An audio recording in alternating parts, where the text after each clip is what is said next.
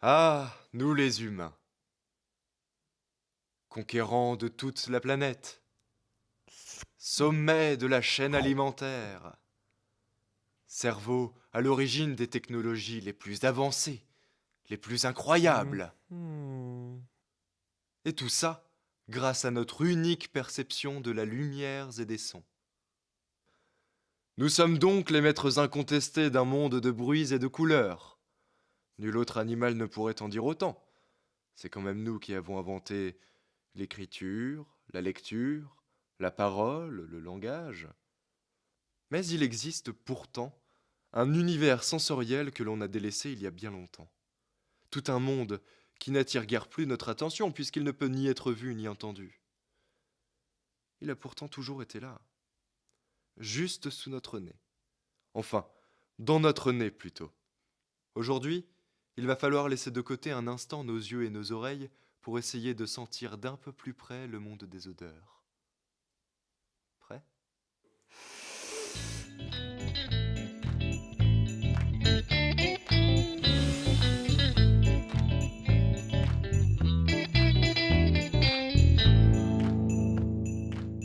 D'abord, les bases.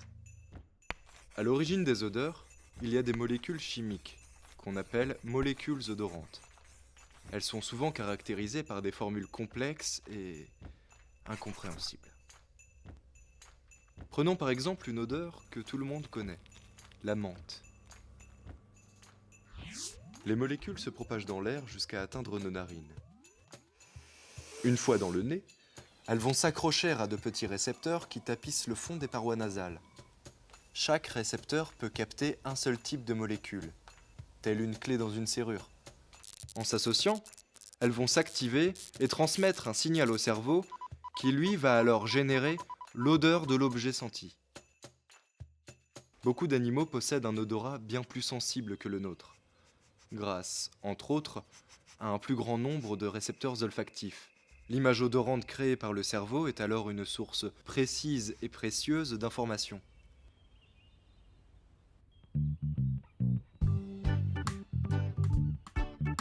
Les odeurs nous entourent où que nous soyons. Elles flottent dans les airs et se posent partout. Mais d'où viennent-elles?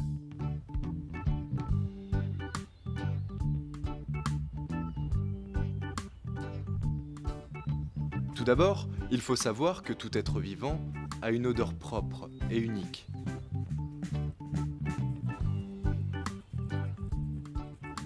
Dans le cas de ces lapins, l'odeur qu'ils émettent peut se décomposer en trois parties.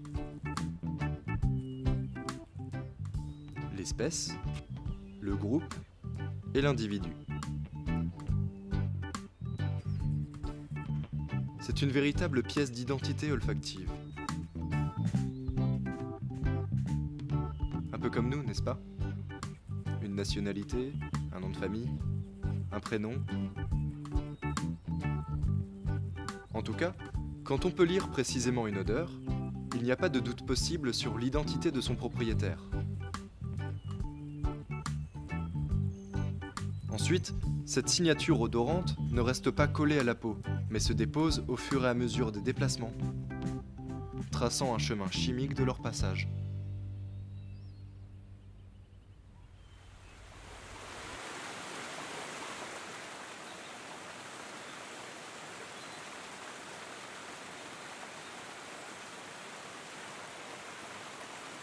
Et c'est justement ce chemin odorant qu'utilisent la plupart des animaux pour trouver leur nourriture.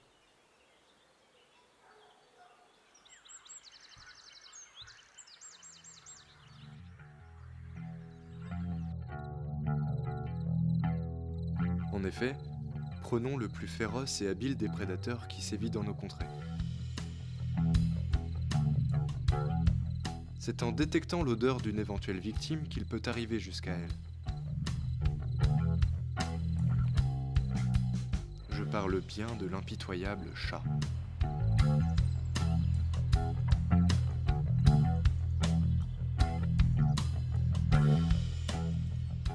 Mais si l'odeur peut trahir le passage ou la présence d'une proie, l'inverse est possible aussi. C'est donc pourquoi, après de nombreuses générations, les chats ont pris pour habitude d'enterrer leurs déjections, afin de masquer leur présence auprès de leur futur repas. Pourtant, une odeur n'est pas toujours laissée quelque part involontairement. Elles peuvent aussi être utilisées pour marquer des territoires.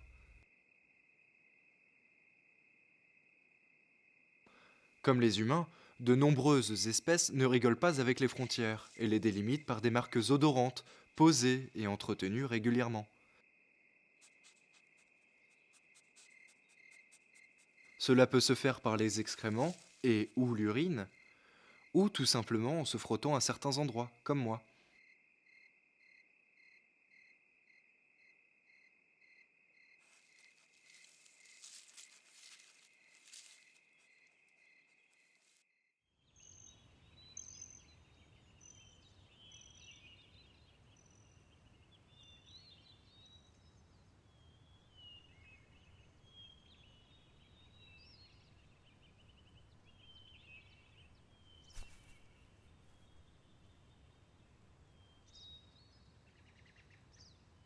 Il s'agit là de messages différés.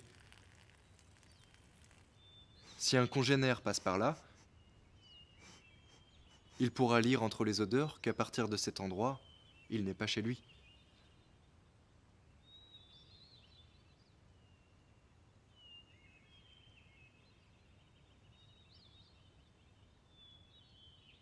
Une odeur peut donc être utilisée pour transmettre des informations à ses congénères.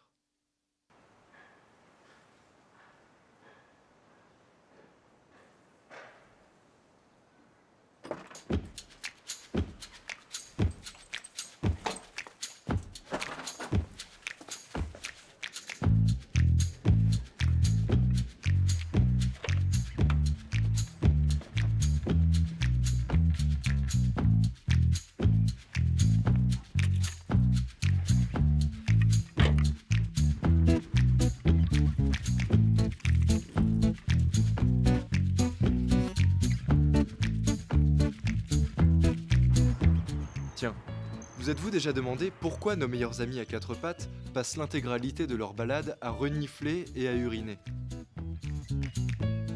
Eh bien, il s'avère que ce comportement, aussi saugrenu soit-il, est aussi pertinent que tout le temps que vous passez sur votre portable ou sur les réseaux sociaux.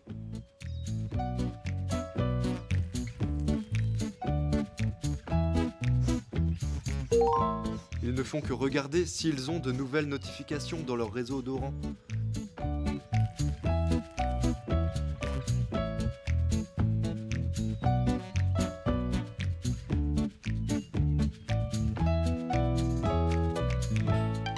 Ils veulent savoir qui est passé par là et quand.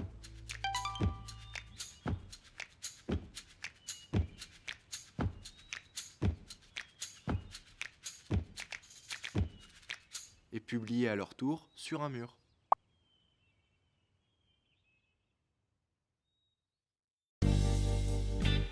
Dans la même idée, si vous cherchez le grand amour ou un plan sans prise de tête, des odeurs sont là pour vous servir. Voyez-vous, quand une femelle se sent d'humeur à... Vous voyez ce que je veux dire. Elle envoie un message dans les airs pour les mâles, pas trop mâles, de sa région, leur disant « Passe me visiter à l'occasion. » C'est pas ouf ouf. Tu vois, ouais, c'est pas ouf ouf. Salut. Bon, même si on a envie de croire que nos relations sont basées sur des facteurs bien plus complexes,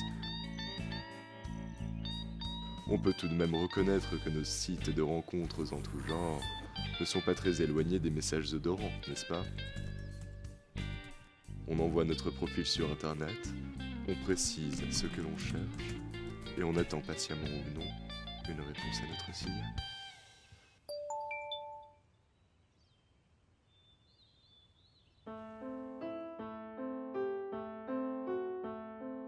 Mais attention, car il arrive que certains signaux mènent tout droit celui qui les suit dans un piège mortel. C'est comme ça que les plantes carnivores, par exemple, arrivent à se nourrir sans se déplacer.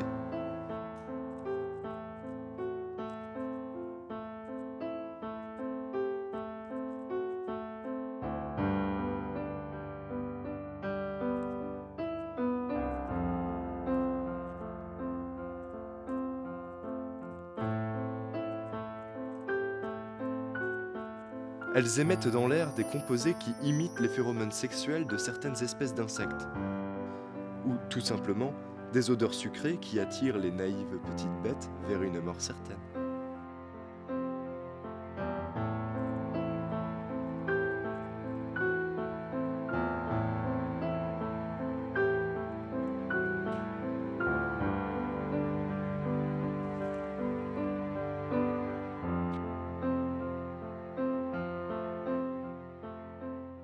Mais nous, maîtres du monde doués d'une intelligence sans limite, cela ne nous arriverait jamais de suivre bêtement des indications pouvant nous être fatales. Au grand jamais.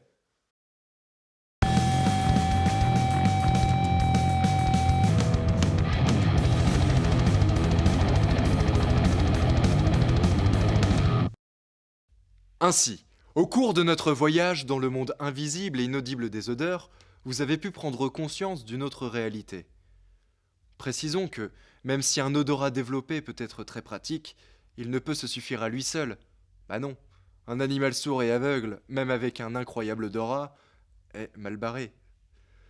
Mais c'est justement là la beauté d'une grande diversité d'espèces, chacune ayant une combinaison sensorielle unique, une perception propre, adaptée à leurs besoins et à leur milieu. Alors ne faudrait-il pas arrêter de juger les animaux selon notre très étroite perception de la réalité? Alors oui, les animaux ne savent pas maîtriser nos langages, ne peuvent pas comprendre nos signes arbitraires. Mais nous, êtres humains, saurons-nous un jour comprendre le discours d'une odeur? Et quand vient même, Salut.